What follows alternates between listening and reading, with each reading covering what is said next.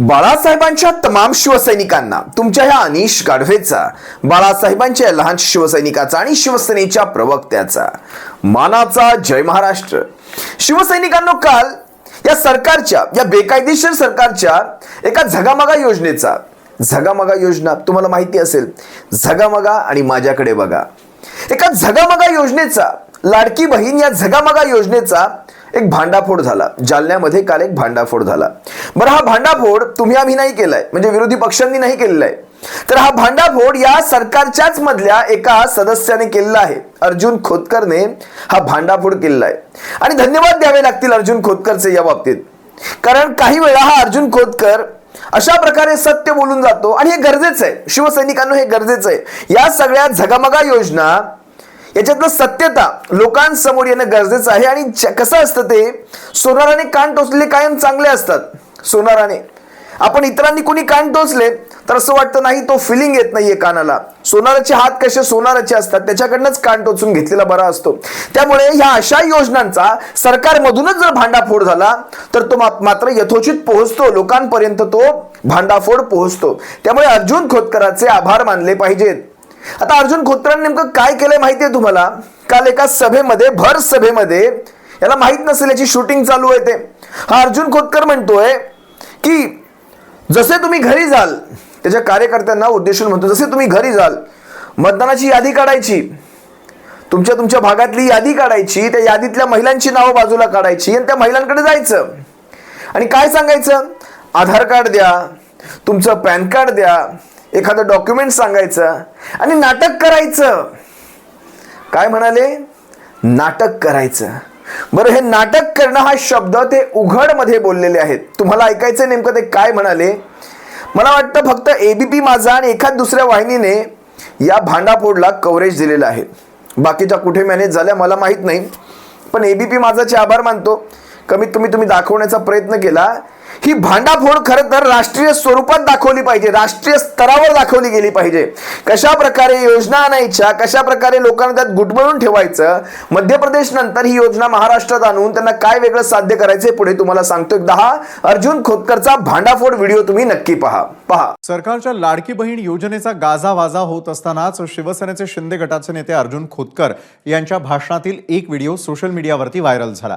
कार्यकर्त्यांना या योजनेवरती मार्गदर्शन करत असताना खोतकर इतर पक्षाच्या लोकांच्या अगोदर आपण गावागावात जाऊन यादी तयार करायचं नाटक करण्याचा सल्ला देताना दिसतात आणि त्यामुळे सरकारच्या योजनेचा फक्त राजकीय फायदा घेण्यासाठी महायुतीतील पक्षाच्या कार्यकर्त्यांमध्ये चढाओढ लागली आहे का, असा सवाल उपस्थित होतोय. इथून गेल्याच मतदार यादी काढा, महिलांचं नाव काढा, 2 दिवस कष्ट घ्या.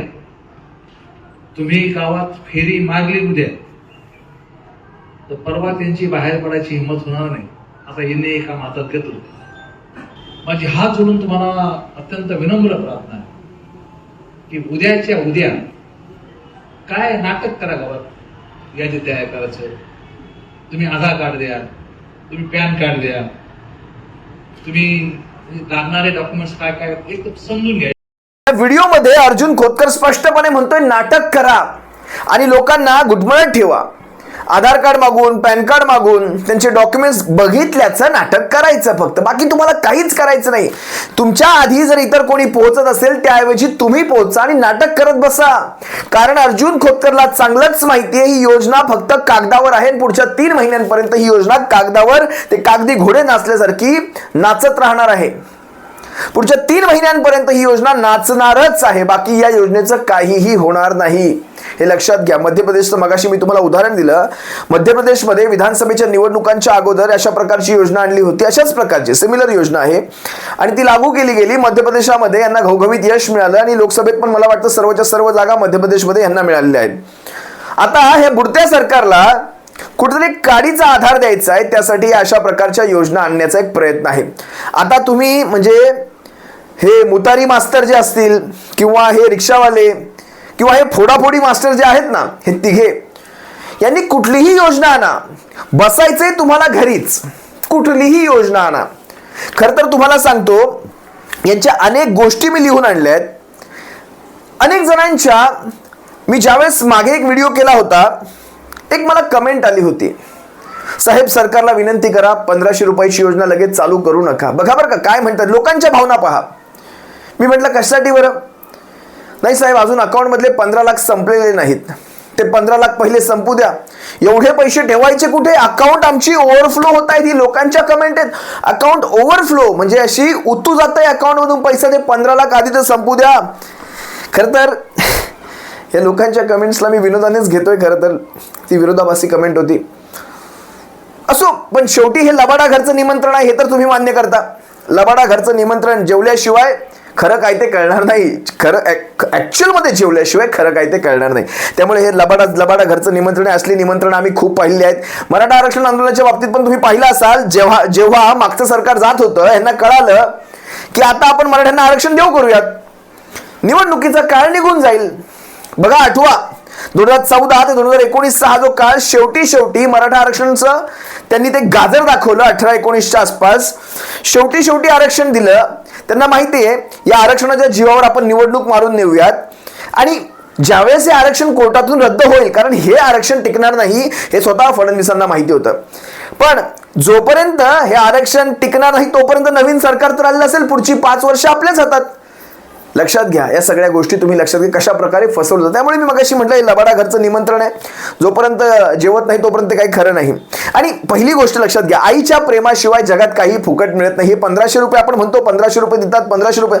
आईच्या प्रेमाशिवाय, नितळ प्रेमाशिवाय जगामध्ये कुठलीही गोष्ट फुकट नाही. प्रत्येक गोष्टीला तुम्हाला किंमत मोजावी लागते. हे देखील तितकंच सत्य आहे. किती मानता किती नाही मानत लिहा कमेंटमध्ये, पण आईच्या प्रेमाशिवाय जगामध्ये फुकट काहीच मिळत नाही.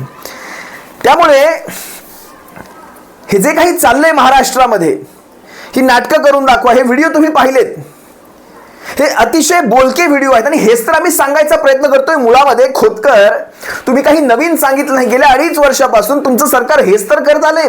ही नाटकच तर गेल्या 2.5 वर्ष आम्ही पाहत आलोय. त्यामुळे तुमच्या सरकारने काही नवीन सांगितलं नाही आहे. आणि खरं तर तुम्ही अशा प्रकारच्या योजना आणून पुरुष स्त्री याच्यामध्ये लिंगभेद करत आहात. कित्येक जणांच्या अशा देखील मला कमेंट आलेले आहेत की लाडकी बहीण योजना असू द्यावी, चांगला निर्णय आहे, त्या बाबतीत काही वाद नाही, मिळावं त्यांना. पण पुरुषांसाठी देखील लाडका भाऊजी अशा प्रकारची योजना आणा. हे विनोद आहेत खरं तर, पण जर मला कमेंट्समध्ये काही विनोद येत आहेत ते मला तुम्हाला सांगायला पाहिजे. लाडका भाऊजी असेल, रिकाम टेकडा भाऊजी असेल, रिकाम टेकडा भाऊराया अशा असेल, आळशी भाऊराया म्हणा वाटलं तर, पण अशा पण योजना आणा. 1,500 नको, 500 द्या महिन्याला. ही जरी लोकांची विनोदी प्रतिक्रिया असती, त्याच्या मागची कारणं सांगतो. खरं तर त्या लाडक्या बहिणीच्या त्या नवऱ्याला कमीत कमी एक नोकरी द्या. तुमच्या 1,500ची आम्हाला गरज नाही, आम्ही आमच्या कष्टाने कमावून खाऊ. तुमच्या त्या 1,500ची आम्हाला गरज नाही. मतदार यादी पाहिजे, यांना नावं शोधायची आहेत. आणि त्या डॉक्युमेंट्समध्ये मला वाटतं एक वोटिंग कार्ड पण सांगितलंय. एक हे नाही तर वोटिंग कार्ड कशासाठी पाहिजे? हा वोटिंग कार्डचा डेटा कशासाठी जमा करताय? आणि फॉर्म पाहिलात तर फॉर्मवर तुम्हाला तिघांचे चेहरे दिसतील. ॲप उघडा, काळ्या दाढीवाल्याचा फोटो दिसेल तुम्हाला. हे सगळं कशासाठी पाहिजे यांना? त्यामुळे हा सगळा घोटाळा एक सोची समजी साजिश चाललेली आहे. एक तुम्हाला आणखी एक उदाहरण देतो. एका व्यक्तीच्या खिशात 100 रुपये आहेत आणि तो दिंडोरा पिटतोय साऱ्या गावभर. चल, तुला मी 200 रुपये देतो, तुला मी 500 रुपये देतो, तुला मी 1000 रुपये देतो. खिशात 100 रुपये आहेत. या सगळ्यांना जी वचनं देत सुटलाय हा व्यक्ती, हा या वचनांची पूर्तता कशी करणार? खिशात 100 रुपये दाखवताना 100ची नोट दाखवायची. लोकांना वाटते खिशात खूप पैसे आहेत, पण आहेत 100 रुपये. सगळ्यांना आश्वासनं देत सुटायची. तुम्ही त्या वाढीव रकमेची पूर्तता कुठून करणार? जवळपास 46,000 कोटी प्रति महिना तुम्हाला त्यासाठी तुम्हाला लागणार. त्या योजनेसाठी प्रति महिना 46,000 कोटी. या अर्थसंकल्पामध्ये तुम्ही 10,000 कोटीच फक्त, म्हणजे एका महिन्याला पुरतील इतका पैसा देखील तुम्ही अलॉट केलेला नाही त्या योजनेसाठी. 10,000 कोटी फक्त एका महिन्याला. तुम्हाला 46,000 कोटी लागतात. 12 महिन्यांचे झाले किती? पुढचा अर्थसंकल्प येईपर्यंत तुम्ही 10,000 कोटी, म्हणजे तोंडाला पानं पुसलीत ना, जागेवर तुम्ही तोंडाला पानं पुसलीत. त्यामुळे ह्या सगळ्या गोष्टी आता मला काही वेगळ्या सांगायची तुम्हाला गरज वाटत नाही. शिवसैनिकांनो, तुम्ही समजदार आहात. मी तुम्हाला काही महिने फक्त तुम्ही हे पहा, तुम्हाला सर्व काही गोष्टी क्रिस्टल क्लिअर होऊन जातील, पाण्यासारख्या नितळ क्लिअर होतील. कारण हे 2-3 महिन्यांसाठीच हा सारा खेळ आहे. फक्त कशी वशी ही निवडणूक काढून न्यायची, पुढचं पुढे पाहता येते. या गोष्टी सांगणं फार गरजेचं आहे. आता काही प्रश्न लोकांकडून आलेले आहेत, सर्वसामान्यांचे काही प्रश्न मी लिहून घेतलेत. 2.5 वर्षापर्यंत ही लाडकी बहीण का दिसली नाही, म्हणजे तुमचा जो काळ सुरू झाला 2.5 वर्ष गद्दारी केल्यानंतरचा, त्यात लाडकी बहीण का नाही दिसली, निवडणूक आल्यानंतर लाडकी बहीण का दिसली, दुसरी गोष्ट वोटिंग कार्ड का हवंय, तिसरी गोष्ट 65 नंतरच्या महिला तुम्हाला मतदान करायला जास्त बाहेर पडत नाही हे तुम्ही हेरलत म्हणून 65 नंतरच्या आधी 60च केलं होतं, पण 60 नंतर 65ची अट वाढवली आणि 65 पुढे रद्द करून टाकल्या. कशासाठी? त्या तुमच्या बहिणी नाहीत का? 65च्या पुढच्या महिला बहिणी होऊ शकत नाहीत का? खरं तर त्यांना जास्त गरज असते आजारपणांसाठी. मग विचार करा, खरं तर अनेक जणांचं हे देखील मत आहे की सरकारी पैशातून हा मतं खरेदी करण्याचा प्रकार आहे का, म्हणजे स्वतःचे पैसे पण नाही घालवायचे, 1500 रुपये तुम्ही लिगली वाटू शकत नाही तर अशा प्रकारे वाटायचे. असेही तुम्ही निवडणुकांना वाटताच, 500 रुपये, 1000 रुपये, 1500 रुपये, तो हा सरकारी पैशातून तुम्ही मतं विकत घ्यायचा हा प्रकार आहे. त्यानंतर हा निधी 1 महिना देखील पुरणार नाही, मग लोकांना तुम्ही असं का उल्लू बनवताय? स्पष्ट सांगा, तुम्ही अलॉट किती केलेत पैसे ह्यासाठी? नाही सांगत आहेत. मध्य प्रदेशासारखं तुम्ही महाराष्ट्राला समजताय का, म्हणजे हिंदी पट्ट्यासारखं तुम्ही महाराष्ट्रात राजकारण लागू करताय का? जसं उत्तर प्रदेश, बिहारमध्ये अशा प्रकारचे पैसे वाटप करून तुम्ही ज्या प्रकारे त्या योजना दाखवून तुम्ही लोकांना ती एक सवय लावता वेगळ्या प्रकारची, तशाच प्रकारचं तुम्ही आता महाराष्ट्रात भविष्यात राजकारण चालू करणार आहात का? कारण जो कुठलं सरकार येईल त्याला जमलं नाही, त्यांनी बंद केलं तर तो सरकार पडणार. या अशा प्रकारच्या गोष्टी करून तुम्ही नेमकं काय साध्य करू इच्छिता? अनेक जणांचे हे देखील प्रश्न आहेत. अनेक जण म्हणतायत की 15 लाखांचं काय झालं, 2 कोटी नोकऱ्यांचं काय झालं, त्याच्यानंतर हा जुमला सांगा. जरा ते जुमले पचवू द्या आम्हाला, आधी त्या जुमल्यामधून आम्हाला जरा बाहेर तर येऊ द्या. आणि दिवसातून 2-2 वेळा त्या योजनेतल्या अटी तुम्ही बदलताय. नक्की ही योजना खरंच लागू होणार आहे का? त्या ऑनलाईन पोर्टलचं एक सांगतात बरेच जण की ऑनलाईन पोर्टलवर अजून देखील अर्ज स्वीकारले जात नाहीत काही ठिकाणी. ते ऑनलाईन पोर्टल कधी चालू होणार? 1 जुलैपासून तुम्ही चालू करणार, तर आज 10 जुलै उजाडत आलाय, 9 जुलै उजाडत आलेला आहे. चालू कधी होणार? त्यामुळे या एक ना एक असे अनेक प्रश्न आहेत. पण अर्जुन खोतकरांनी हे जे काही विधान केलेलं आहे अतिशय बोलकं आहे. तुम्ही नाटक करत राहा, लोकांना गुंतवत ठेवा. कशी आधार कार्ड बघतायत बघा शिंदे टोळीची माणसं, कशी पॅन कार्ड बघतायत शिंदे टोळीची माणसं, कशी शिंदे टोळीची माणसं तुम्हाला विचारतायत लाडकी बहीण भरायची आहे का, पण ती योजना खरंच मिळणार आहे की नाही हा दूरचा प्रश्न राहिला. असो, शिवसैनिकांनो तुम्हा सर्वांची रजा घेतोय. पाहूयात नेमकं काय घडणार आहे. ज्या ज्या गोष्टी घडतील तुम्हा सर्वांसमोर घेऊन येईल. एकही प्रसंग, एकही व्हिडिओ तुम्हा सर्वांकडनं सुटणार नाहीये. तुमच्या नजरेखाली मी तो घेऊन येणार म्हणजे येणार.